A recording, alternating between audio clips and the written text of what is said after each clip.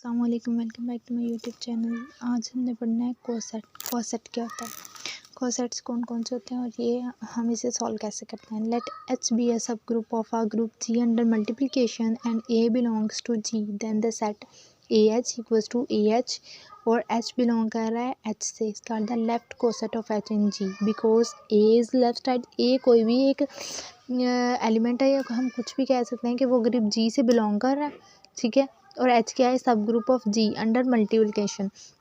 अगर A H यहाँ अगर ए लेफ्ट साइड पे है, कोई एक एलिमेंट जो कि जी से बिलोंग कर रहा है, तो हमने इसे कहना है कि ये क्या है, ये लेफ्ट कोसेट है।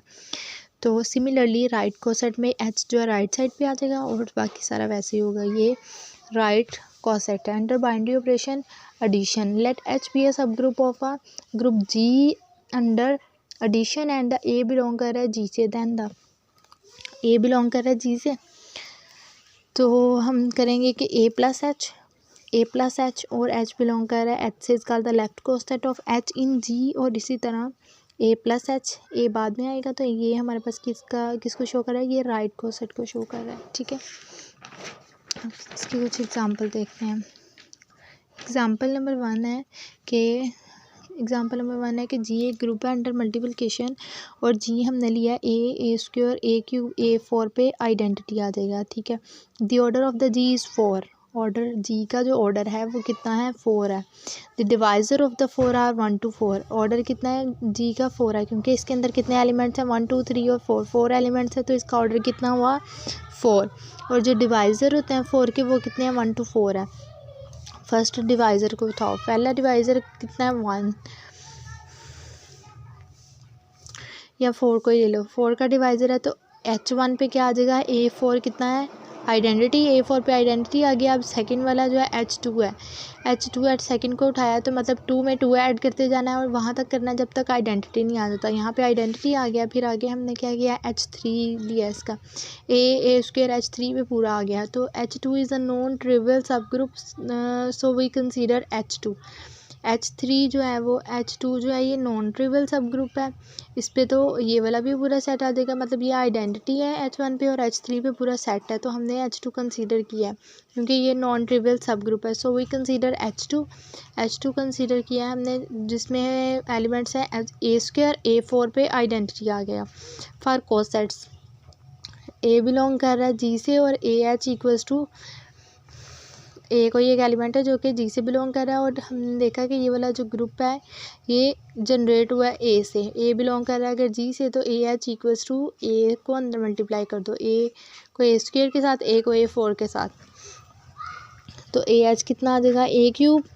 और A4 पे तो आइडेंटिटी है और ए आ जाएगा। वैसे ही आइडेंटिटी को जब हमने किसी एलिमेंट के साथ मल्टीप्लाई करना है तो वो वही एलिमेंट आ जाएगा। इसी तरह अब हमने ए लिया था पहले लेफ्ट कोसेट, अब हमने इसका ए स्क्वायर ले लेना है। ए स्क्वायर को हमने ए स्क्वायर बिलोंग कर रहा है जी से, तो ए स्क्वायर को अंदर मल्टीप्लाई कर दिया। ए स्क्वायर को जब हम अंदर मल्टीप्लाई किया है तो हमारे पास ए स्क्वायर आ जाएगा। अब इसी तरह ए क्यूब बिलोंग कर रहा है एच से और ए क्यूब को अंदर मल्टीप्लाई कर दिया। अंदर मल्टीप्लाई करने पे हमारे पास एलिमेंट्स आए हैं A5 और A3। A5 हमने ए कंसीडर कर लिया, मतलब कि A5 को अगर हम तोड़ें तो A4 और ए पे टूटता है, तो A4 पे आइडेंटिटी है, तो A5 किसके इक्वल आ गया, ए के।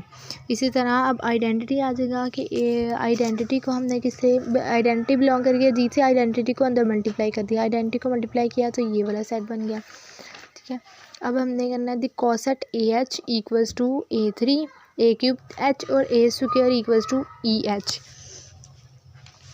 4 कोसेट्स हमने लिए हैं, जिसमें से उन्होंने बोला कि जो कोसेट है ए एच जो है ये किससे बिलोंग कर रहा है, ए एच की वैल्यू किसके इक्वल आई है, ए एच की वैल्यू आई है ए क्यूब ऑफ एच के इक्वल आई है और ए स्क्वायर एच की वैल्यू है आइडेंटिटी एच के equal. Therefore there are only 2 cosets occur. तो अगर इन दोनों की वैल्यू सेम आई है और इन दोनों की वैल्यू सेम आई है तो हमने ये नहीं कहना, हम ये कहेंगे कि इसमें जो है ना वो 2 कोसेट्स अकर हुए हैं, ठीक है। दो लेफ्ट कोसेट अकर हुए हैं। अब हमने क्या करना, order of the G divided by order of the H. H इसका सब ग्रुप है ना, तो जी का ऑर्डर कितना है, 4 और एच का ऑर्डर कितना आया, 2।